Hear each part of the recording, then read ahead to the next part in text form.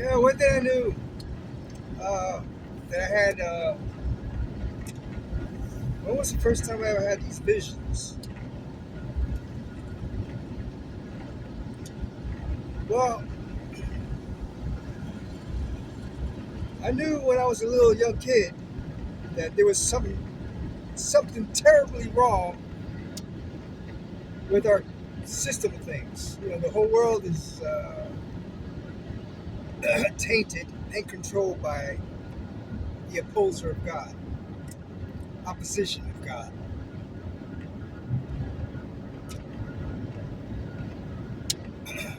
So,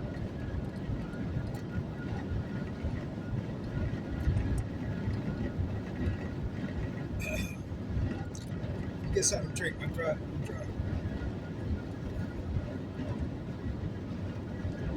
I think I was like maybe 10 years old, a little bit older, maybe 11. But that was the time I knew something was terribly wrong. Terribly wrong. I remember one day after my father died, shortly after my father died, my mother had like three women from her church come to pay her a visit. And they brought their children along.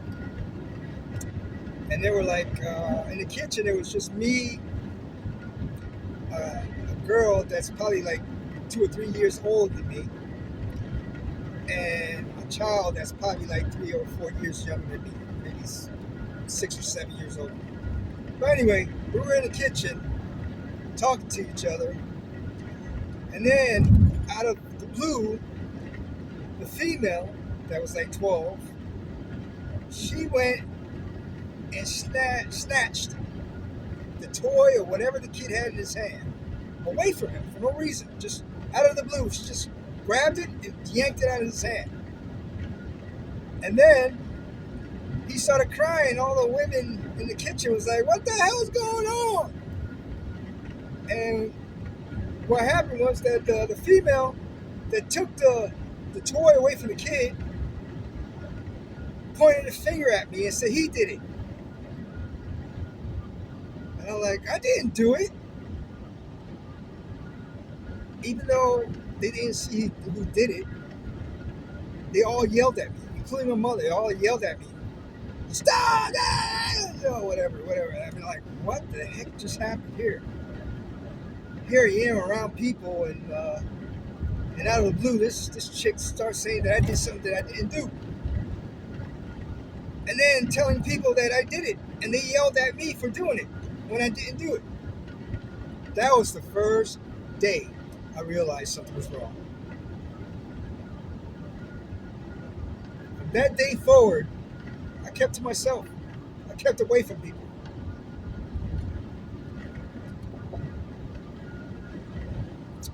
Anyway,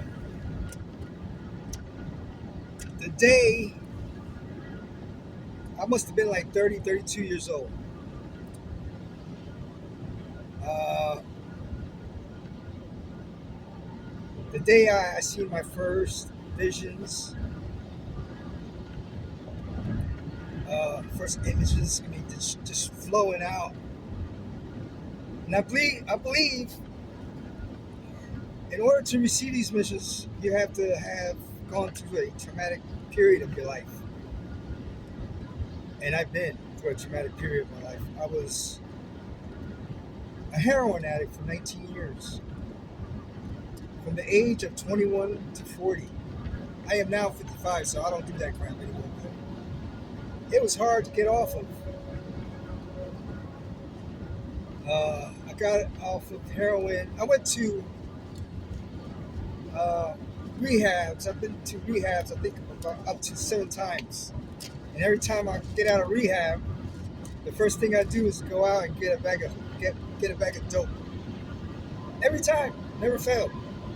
So that system is not working. They're there to so-called help you. Nah, they ain't helping. As soon as I got out that hospital, I went and got myself a bag. Okay? So here I am, a heroin addict, addicted, need heroin every day, at least 3 bags. And at that time when I started, the bags were like $20 a piece. So I would need, well, actually, when I started, yeah, it was $20 a piece, but I was buying like 1 or 2 bags a day because I couldn't afford it.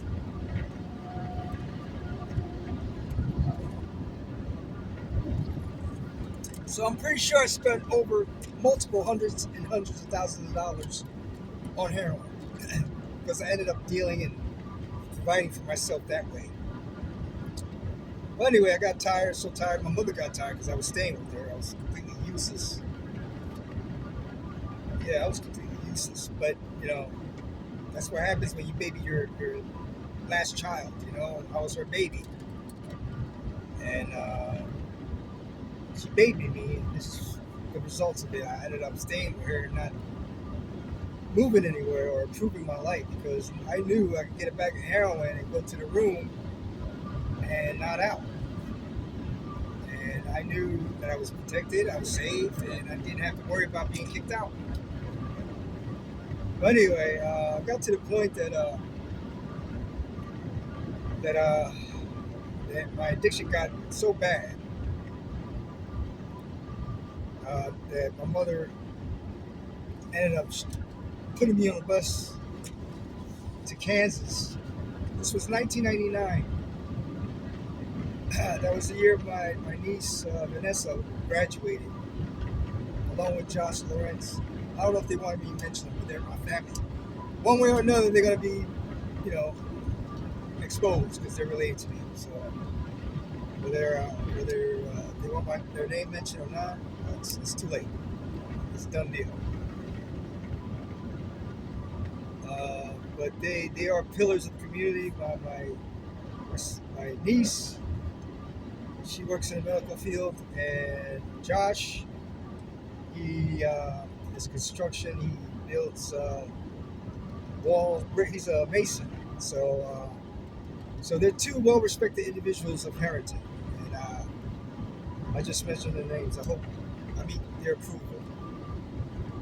Uh, if not, just put a comment on the bottom, and I'll you know, readjust it. But anyway, we got good family members in here in Harrington, so I want to help them out. I want to help my niece Maddie. She was the one that came through pretty big. She got me like 2 or 3 subscriptions in a matter of 5 minutes. I was like, whoa, where'd that come from? Maddie. Maddie did it. Thank you, Maddie. Yeah, so here I am. I come to Kansas and I went cold turkey. Oh man, it was the worst, man. It was the worst, buddy. Hold on 1 second. Hold on. Let me pass this guy.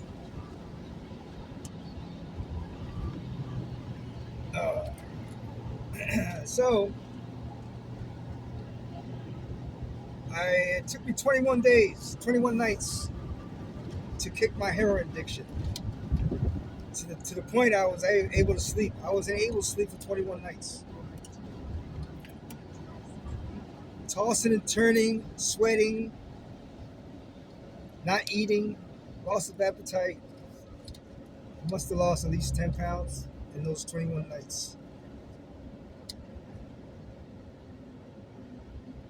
I started to feel strong again, able to use my brain again and function normally.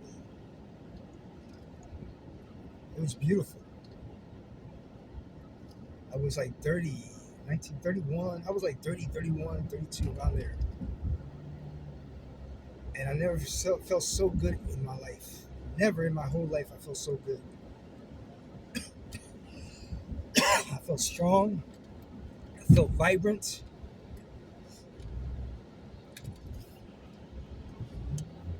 Oh God, I can't see nothing because my mirrors are all covered by dirt and slush. And I gotta carefully switch lanes.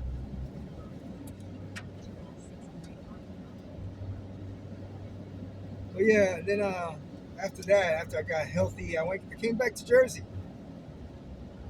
which was the wrong move. Definitely the wrong move.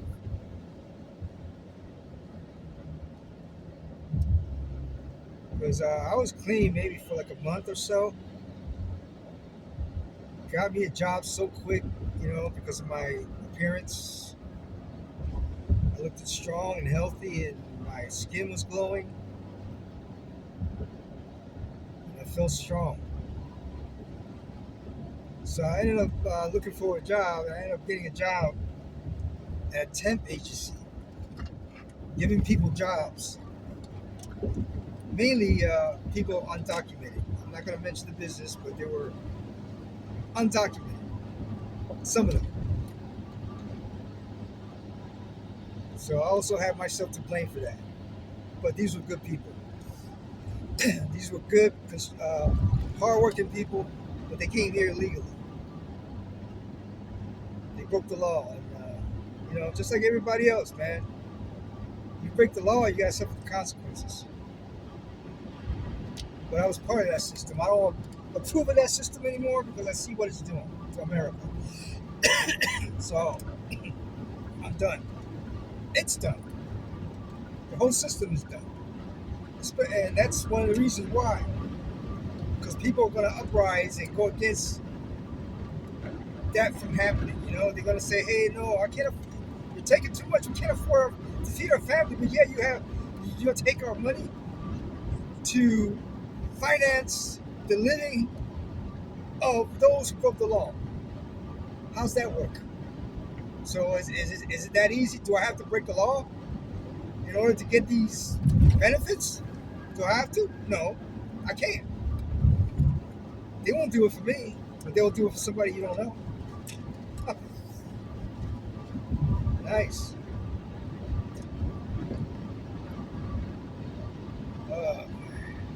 Really nice. But you voted for this. There you go. Enjoy.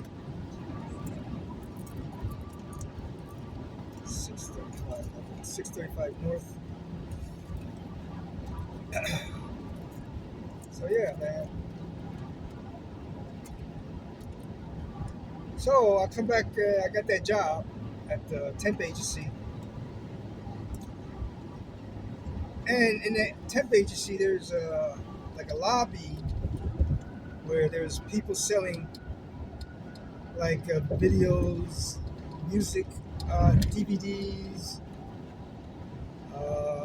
clothing, scented oils, incense.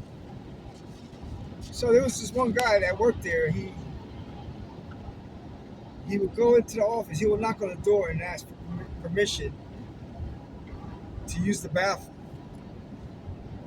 So he would go into the bathroom, and I could hear everything he does, whether he's using the bathroom for his, to do his duty or anything, or to talk on his phone or whatever.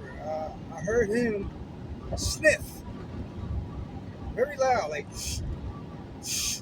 I was like, oh crap, all right.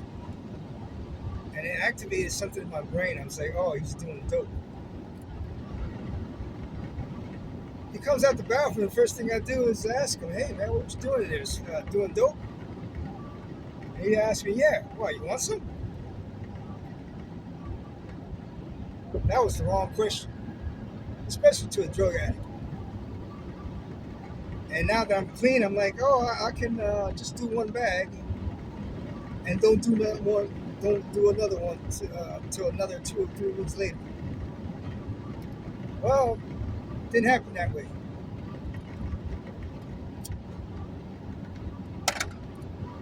So here, the guy gets me a bag. I do the bag, and it was so powerful that it had me nod out and fall asleep at the job. So now I'm high off of heroin, and I'm having people come over to find jobs or to get paid. Well, the next day, the guy does the same thing. He comes by, uses the bathroom, and I hear, I was like, yo, man, dude, man, hook me up with a couple. Yep, hook me up with a couple. Again, I passed out at work. I had the office to myself. The guy who hired me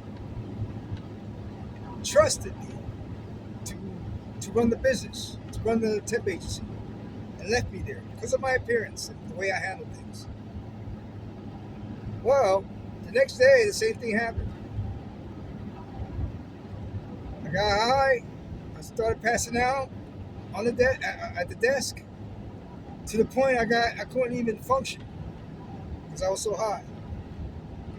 To the point that I started closing the door to the office that nobody could come in and find out if there's any jobs or if they could pick their checks up. I just closed the door, locked it, so I could pass out and fall asleep.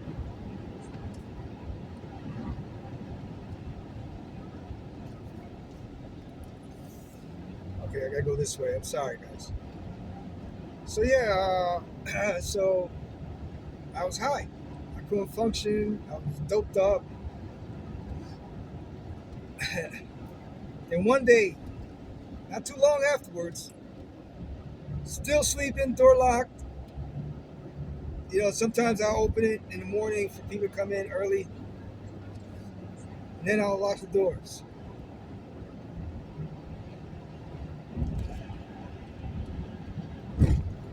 Well, one day, the guy that hired me came in. He's like, "Why you got the doors locked?" People are calling my phone. They're telling me that the door's locked. Why you got the doors locked? I said, "Oh man, I'm not feeling good, man. I'm just not feeling good. I'm just tired and uh, don't feel good." Well, guess what, folks? That was my last day because he knew I was doped up. He knew I was on heroin or some kind of drug, and he pulled the plug on me. He needed to. Oh, thank God he did, because I wasn't deserving of that position.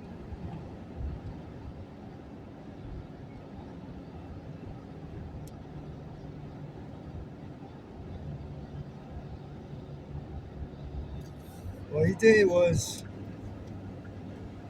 what he did to me was he pulled the plug.